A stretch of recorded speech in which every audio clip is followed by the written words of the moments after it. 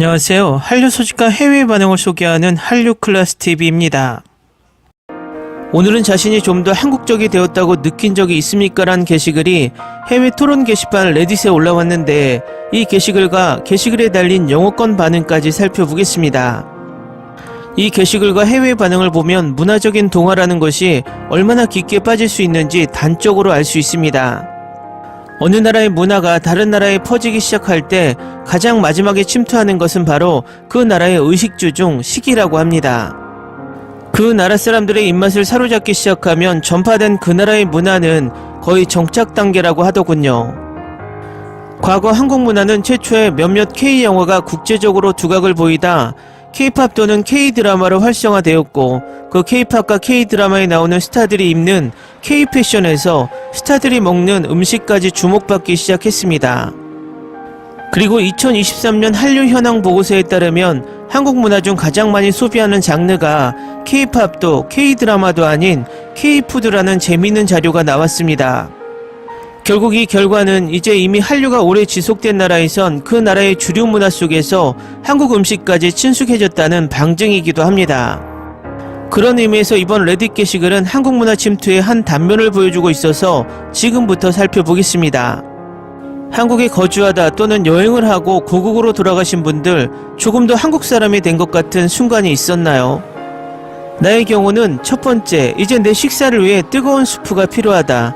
두 번째, 사적 공간 침범에 대한 포용력이 아낌없이 넓어졌다. 세 번째, 길에서 낯선 사람이 웃으면 깜짝깜짝 놀라요. 네 번째, 나는 영어 단어를 잊고 있음을 발견한다. 다섯 번째, 나는 누군가에게 인사할 때 포옹하는 것보다 고개를 숙여 인사하는 것을 더 좋아한다.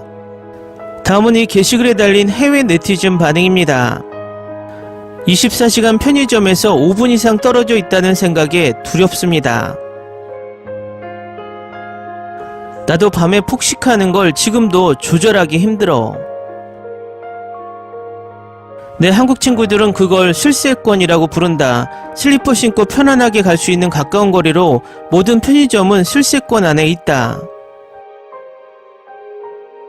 지금 유럽에 있는데 미국이나 아시아처럼 편의점이 여기도 있었으면 좋겠다. 유럽 어디인지는 모르겠지만 그곳에 편의점이 생기면 잘 될 것 같아. 난 미국 교회에 사는데 여기서는 음료나 과자를 사려고 하면 운전해서 웰마트까지 가야 해. 그럴 때마다 진짜 한국에 돌아가고 싶어.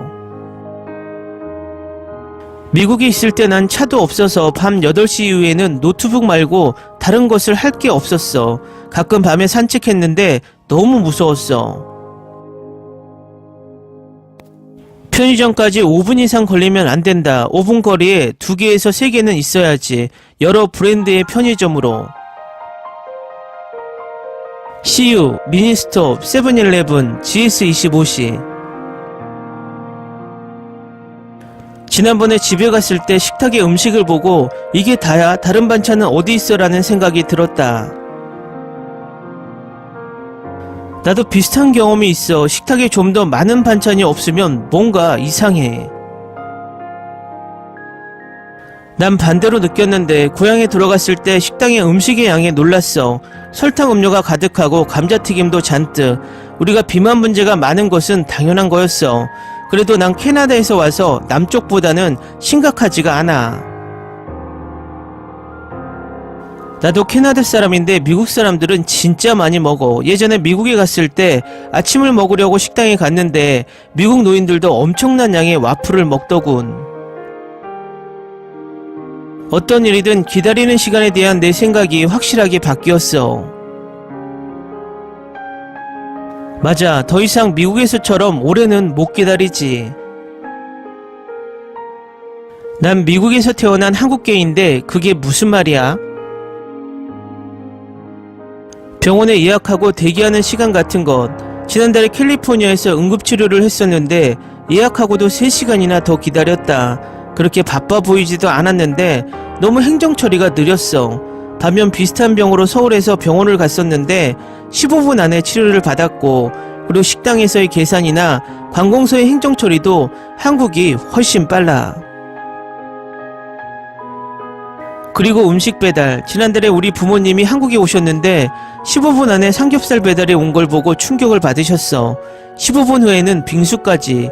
팁을 안 준다는 것에도 놀랐고. 빙수도 배달해줘? 그럼 드라이 아이스와 같이 오는 건가?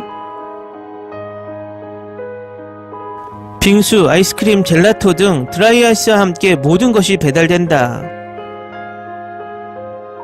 한국 진짜 편한 듯. 나도 빨리 가보고 싶어.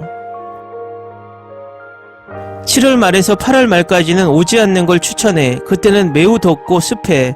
9월, 10월, 11월이 가장 좋아. 어떻게 배달이 그렇게 빠른지 정말 궁금하다. 미국보다 땅이 작고 인구도 적으니까 배달, 예약, 교통 측면에서 훨씬 유리하지. 맞아, 미국이 따라하기는 힘들어. 물론 아마존 배송이 잘 되어 있기는 하지만 음식 배달 같은 경우는 차원이 달라. 나도 더 이상 편의점의 편리함을 벗어나서 살기 힘들 것 같아. 그리고 영어 단어도 가끔 잊어버리고 영어 쓰다 보면 문법이 맞는 건지 헷갈리기도 해.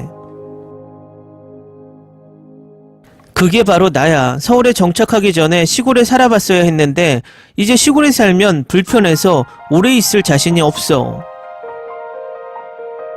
고향에 돌아갔을 때 식당에서 고개 숙여서 인사하는 걸 멈추는데 시간이 좀 걸렸어. 혹시 음식값 낼 때 왼손을 오른손 밑에 놓고 공손하게 돈을 내지 않아? 완전 습관이 되어서 계속 그렇게 하고 있어. 자랑하려는 건 아닌데 젓가락으로 마늘을 잡으니까 완전 한국 사람 다 되었다는 말까지 들었어. 농담이고 진짜로 한국 사람 같다고 느낄 때는 첫 번째, 기름진 음식을 먹을 때는 매운 음식이 필요하다. 두 번째, 반찬이 있어야 한다. 세 번째, 아이스 아메리카노. 마늘 조각은 젓가락 훈련에 도움이 되겠지만 진짜는 도토리 묵이야. 도토리 묵에서 난 포기. 그건 그냥 숟가락으로 먹어. 아이스 아메리카노 진짜 그립다. 내가 사는 곳에는 아이스 아메리카노가 없어? 중부 동부 유럽에서는 대부분 아이스 아메리카노를 먹지 않아. 그래서 직접 만들어 먹어야 해. 한국에 14년이나 있었고 지금은 대학원에서 공부하고 있어. 매일 한국어로 말하고 한글을 읽으니까 많은 영향이 있기는 해. 더 이상 미국의 방식에 익숙하지가 않아. 14년이면 짧은 기간이 아니네. 근데 어떤 공부를 하고 있는데? 한국 현대문학, 특히 식민지 시기의 소설을 공부하고 있어. 와, 멋질 것 같다. 그 시대 문학작품 중에서 추천해줄 만한 것이 있어? 이상의 날개는 1937년에 나온 한국의 고전이야. 영문으로도 번역돼 있어. 한국에 20년 이상 살아서 이제는 완벽하게 적응해 버렸어. 행복하고 만족스러운 삶을 살고 있어. 내 와이프를 만났을 때 캐나다 음식 말고는 다른 음식은 별로 좋아하지 않았거든. 지금은 와이프보다 한국 음식을 더 좋아해. 내가 한국 사람 같다고 느낀 적은 별로 없지만 입맛은 확실히 한국화되었어. 첫 번째, 다른 사람이 말하는 걸 들으면 얘 같은 소리를 낸다. 두 번째, 밥을 먹을 때 김치를 항상 먹는다. 세 번째, 국이 아닌 경우는 젓가락을 많이 사용한다. 네 번째, 사우나가 너무 그립고 공중 목욕탕 너무 가고 싶다. 다섯 번째, 토요일 밤 늦게 컵라면이 항상 먹고 싶어진다.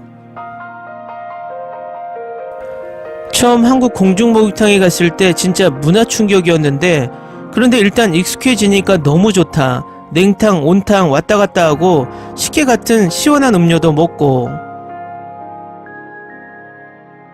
댓글 반응 잘 보셨나요? 댓글 반응을 보게 되면 정말 요즘은 외국인들이 한국 최신 트렌드를 한국인보다 더 빨리 적응하는 것처럼 보입니다. 특히 음식과 한국의 사회 시스템에 극찬을 하며 적응하는 모습은 인상 깊습니다. 재밌게 잘 보셨나요? 여러분의 구독, 좋아요, 댓글, 알람 설정은 컨텐츠 제작에 큰 힘이 됩니다. 그리고 항상 하시는 일마다 대박 나시고 행복하시길 바랍니다.